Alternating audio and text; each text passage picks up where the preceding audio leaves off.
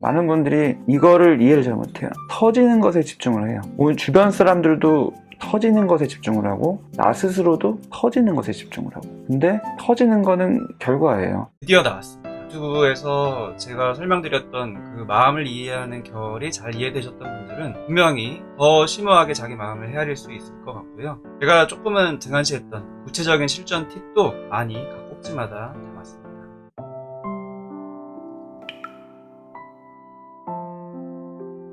스스로를 자꾸 벌주는 분들이 머리로는 이미 내 잘못이 아니다, 이제 머리로는 아는 거예요. 지금 이제 나는 멀리 있으니까, 또 단절했으니까 그들이 찾아올 수도 없고 뭐라고 할 수도 없다라는 거를 잘 알고 있음에도 불구하고 머리 따로 가슴 따로였어요. 그래서 이제 감정적으로 반응이 나오는 거죠. 손발이 떨리고 가슴이 너무 뛰어서. 그래서 실제 내 행동에 영향을 주는 거, 아무것도 손에 잡히지가 않는다, 지금 내가 앞으로 나아가는데 일이든 뭐 다른 영역이든 거기에 지장을 미친다, 이게 가장 중요한 힘든 부분이죠. 그래서 머리 따로 가슴 따로라고 늘 말씀드리는데, 그래서 제가 도와드리고 싶은 영역은 머리로 뭐 이래라 저래라 이거는 이런 거다 저런 거다 설명드리기보다는 가슴으로 본인의 경험을 자기 편이 되어서 잘 스스로 수용할 수 있도록, 그 역할을 하실 수 있도록 제가 도와드리려고 관련된 질문들을 하는 거다라고 늘 말씀드리고 있습니다. 하지만 그 수위나 내용들은 본인이 하실 수 있는 만큼 하시면 됩니다. 초등학교 1학년 때 교통사고 때부터 이제 버릇없다면서 맞은 기억을 얘기하셨는데, 그 전까지는 부모님에 대한 기억이 어떠신지 본인 입장에서 본인의 경험, 생각, 감정 생각나시는 대로 표현해 주시면 도움이 될 것 같고요. 초등학교 1학년 이전까지는 부모님에 대한 기억보다는 외할머니에 대한 기억이 많이 있어요. 어머니가 동생을 봐야 한다고 가까이에 있는 외할머니랑 다니면서 시간을 거의 대부분 보내서 엄마와 아빠에 대한 기억이 거의 없어요. 동생이 2살 터울이라고 하셨는데도 동생을 주로 돌보고 나는 가까이에 있는 외할머니랑 시간을 보낸 기억이 있으시네요. 외할머니는 저를 정말 예뻐해 줬어요. 외할머니가 거의 다 돌봐줘서 좋았어요. 위착되는 부모님도 참 좋았어요 라고 얘기해 주셨습니다.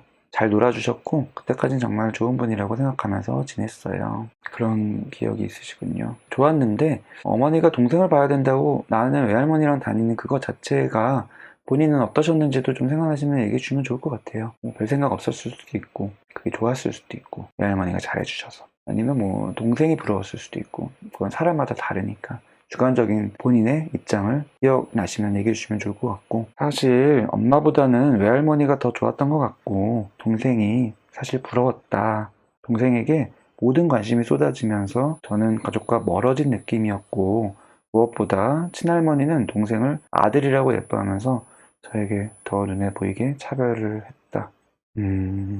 동생이 남동생이었고 아들이라고 예뻐했고, 이게 본인이 너무너무 힘든 거 맞고, 정말 아쉽게도 너무너무 많은 분들이 이런 경험을 하고, 저도 이제 아들이지만 그거가 너무 잘못된 문화라고 생각을 하고 있고, 제가 정신과 의사가 되고 상담하면서 이런 경우를 너무 많이 봤고, 부모님이 그렇게 차별하는 경우도 있고, 또 그 위에 있는 양가 조부모님이 그렇게 눈에 보이게 대놓고 차별하기도 하고 똑같이 잘해준다라고 하지만 그 마음속에 있는 게 결국 드러나서 은연중에 하는 행동들이 섬세한 분들은 그게 다 보여서 나도 모르게 위축되고 상처받고, 하지만 대놓고 말할 수는 없고, 또 대놓고 말하면 아니다 라고 말하면 또 끝이니까 부모님 또 조부모님 입장에서는 이 문화가 굉장히 힘들게 합니다.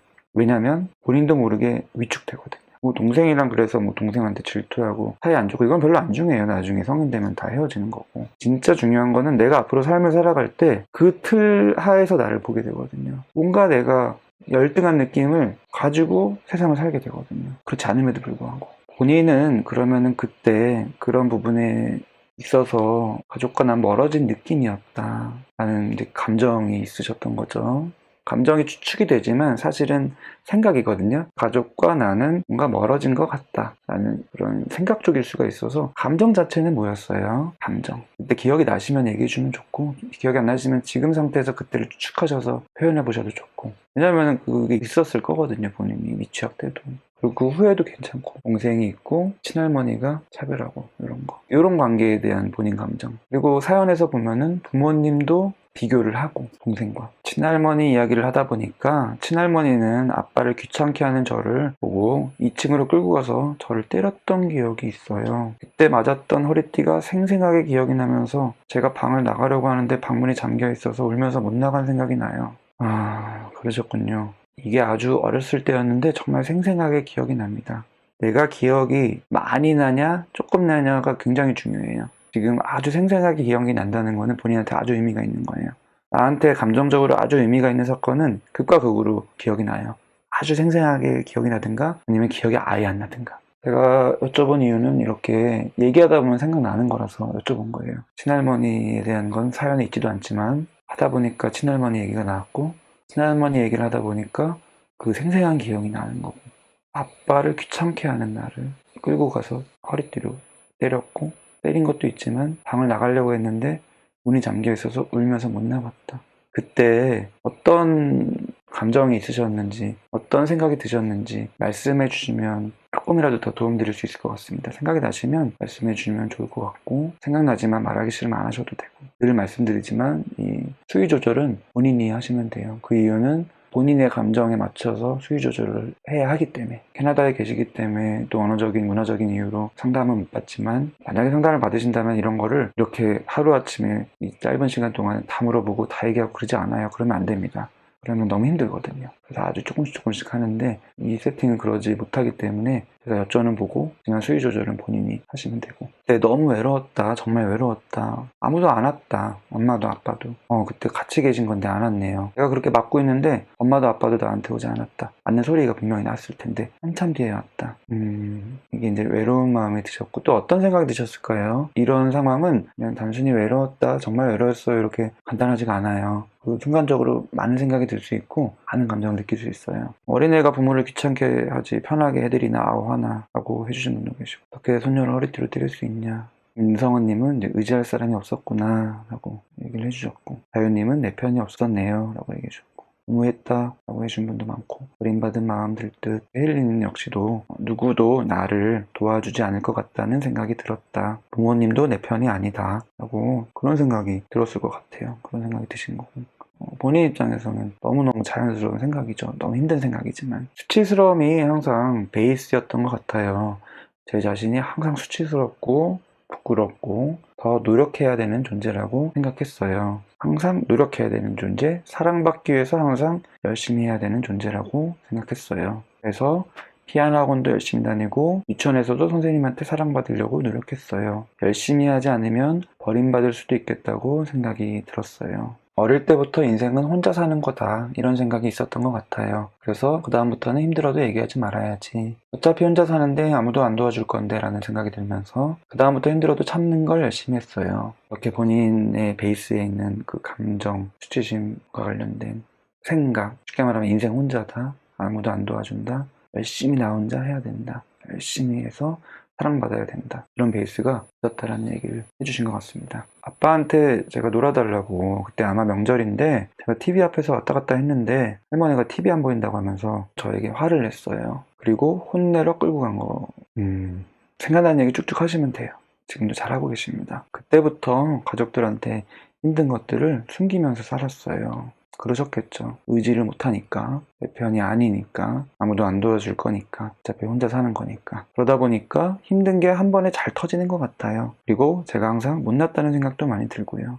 그렇게 되는 거죠. 그렇게 될 수밖에 없는 거죠. 제가 늘 강의에서도 하던 말씀. 결국에는 그때그때 적절하게 그때의 감정을 표현하고 공감받는 이 상황. 가족 안에서 수인적인 경험을 꾸준히 하는 게 제일 중요한 가족의 역할인데 오히려 반대로 비수인적인 경험을 반복적으로 하다 보면 내 입장에서는 표현할 수 없는 거고 하지만 표현 안 한다고 해서 감정은 없어지는 게 아니고 그냥 누른다고 없어지는 게 아니고 그대로 쌓이다가 한 번에 터진다. 오늘 사연을 보시면은 이제 너무 힘든 상황에서 뭐 경우들은 다르지만 박사 과정 중에 힘들었으니까 또 최근에도 박사를 관둔 상황, 그 전에도 박사를 그만둘 용기가 없는 그런 지도교수의 폭언과 임신공격, 지도교수의 불화, 여러 가지 이런 현실적인 나한테 감정적인 압박감, 스트레스를 주는 상황이 되면은 한 번에 확 터져요. 그래서 많은 분들이 이거를 이해를 잘 못해요. 터지는 것에 집중을 해요. 오늘 주변 사람들도 터지는 것에 집중을 하고 나 스스로도 터지는 것에 집중을 하고. 근데 터지는 거는 결과예요.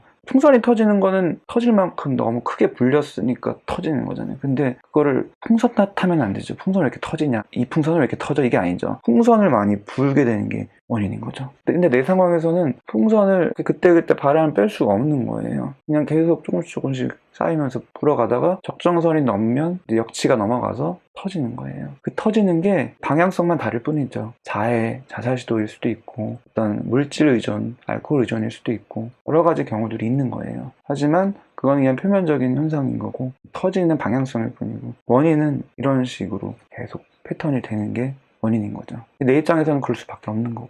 그러다 보니까 인생이 그냥 별로 살만하지 못하다는 생각이 많이 들어서 항상 인생을 왜 사나 이런 생각이 들더라고요. 지금도 조금이라도 가치 있는 사람이 되기 위해서 공부하는 것 같아요. 매일매일 공부해야 한다는 강박관념이 있어요.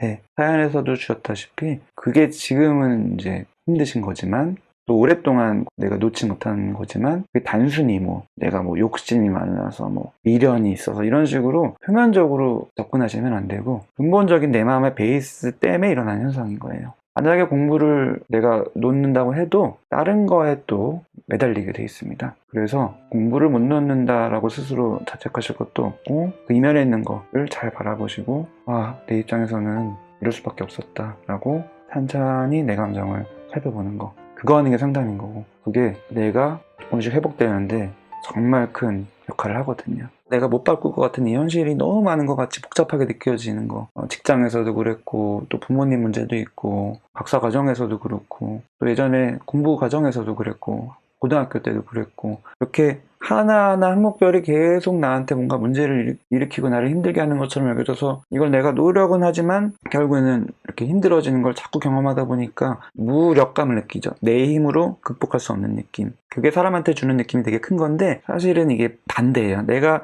이렇게 자꾸 경험들이 쌓이니까 무력감을 느낀다고 사연에서 표현하셨지만 반대예요. 내 이면에 이미 베이스에 무력감이 있는 거예요. 수치심이라고 아까 표현하신 것도 잘 표현하신 거고 또 무력감을 이미 예전부터 경험하신 거예요. 가정 안에서 내가 감정적으로 힘든 경험들을 반복적으로 하고 고립되는 경험을 하면 그게 진짜 어린 나이이기 때문에 무력감을 느껴요. 아까 친할머니한테도 신체적 학대죠. 받으실 때 또 감정적 학대이기도 하고 그때 무력감을 느끼셨을 거예요. 내가 벗어날 수 없는 거잖아요. 방에 갇혀서. 도와주는 사람 없고 부모님도 들렸을 텐데 늦게 오고 내 힘으로 이걸 어떻게 하지 못한다는 그 느낌을 그때부터 반복적으로 받으셨을 거고 그게 베이스에 있기 때문에 순간 이제 그런 힘든 경험을 할 때 내 이면에 있는 무력감이 올라와요. 이거 내가 어떻게 못하겠다. 이 무력감은 나의 감정을 엄청나게 자극합니다. 그래서 터지는 거. 그래서 그 베이스에 있는 감정들을 잘 이해하시고 그거를 잘 달래고 그거를 수용하고 그걸 하셔야지 내가 나를 자꾸 채찍질하고 달리게 되고 내가 나를 비하하게 되고 이렇게 되는 악순환으로부터 점점 나오실 수가 있습니다.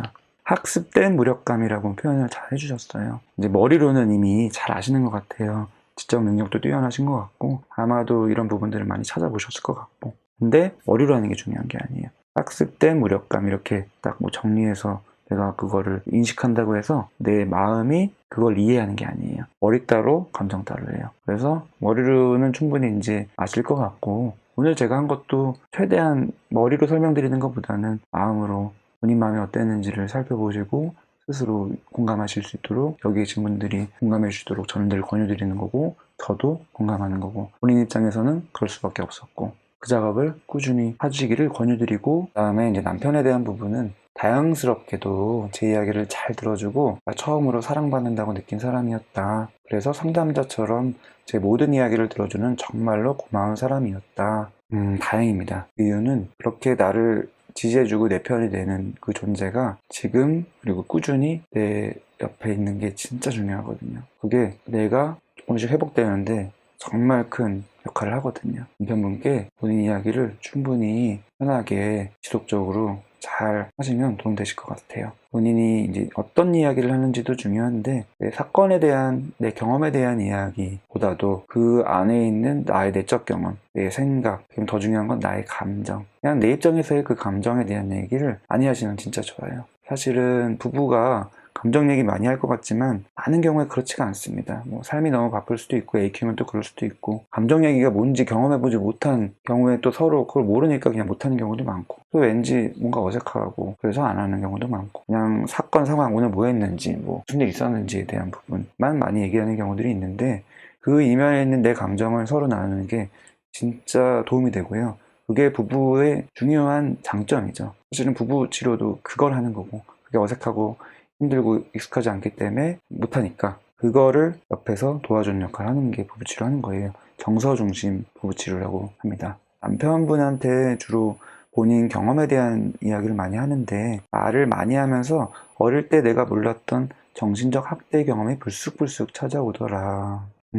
그게 이제 말을 하는 게 중요한 이유가 내가 말을 하지 않으면 내 마음속에 어떤 기억이 중요하게 자리 잡혀 있는지를 이제 잘 모르는 경우가 많거든요. 무의식은 하지만 알죠. 이 무의식은 속일 수 없으니까, 덮을 수 없으니까. 근데 말을 하다 보면 무의식적인 부분들이 조금씩 나오게 돼 있어서. 그래서 말을 하는 게 중요한 거고. 그래서 제가 누군가한테 믿을 사람한테 털어놓는 거를 늘 권유드리는 거고. 그거에 없으면 적는 것도 하나의 방법이 될 수 있다고 설명드리는 거고. 이게 다 결국에는 표현 자체가 중요한 게 아니라, 뭐 적는 것 자체가 중요한 게, 그 기록이 중요한 게 아니라, 뭐 기록을 나중에 내가 보는 게 중요한 게 아니라, 그냥 그 과정 속에 내 마음속으로 더 들어가는 부분들이 그때그때 조금씩 있기 때문이거든요. 본인이 가진 심리적인 자원, 남편이 그 역할을 하실 수 있는 거가 엄청난 자원입니다. 잘 활용하셨으면 좋겠고 사건에 대한 경험에 대한 부분들에서 그치지 말고 그 이면에 있던 내 마음을 오늘 여기서 하셨듯이 그렇게 표현해 보시는 거, 또 남편분이 그걸 그대로 들어주시고 공감해 주시는 거를 자꾸 경험하시다 보면은 조금씩 무력감과 수치심이 베이스에 있는 것이 점점 옅어지실 수 있어요. 그러면 그때부터는 이제 계속 반복되던 이런 뭔가 악순환, 노력하지만 결국 무력해지는 이